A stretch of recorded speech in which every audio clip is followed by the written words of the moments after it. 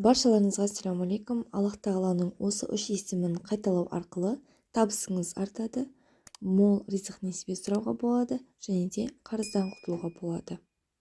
Әл-Муғни – байытушы, жан дүниені дархан етуші, мұқтаждықты кетіруші, өзінен байлық сұрағандарды бай етуші.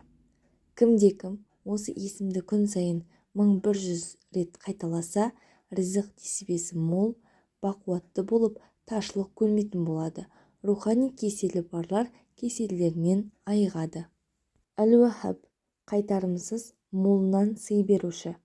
Құлдары лайық болмаса да, оларға әркез сансыз сыйлықтар мен игілік беруші.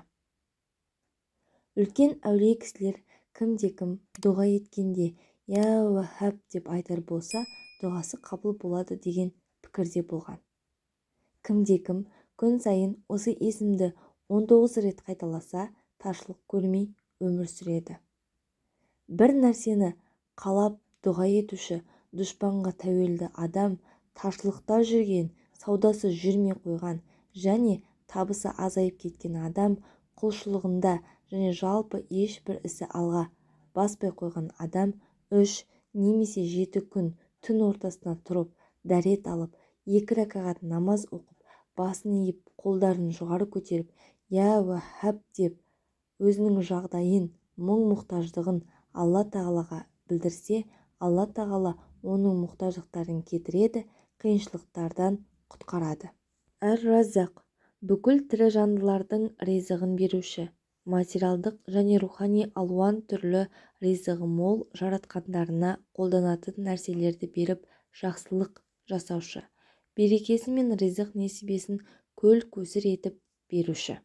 Бұл есімді күнде 315 рет қайталаса, ризық несібесі мол болады.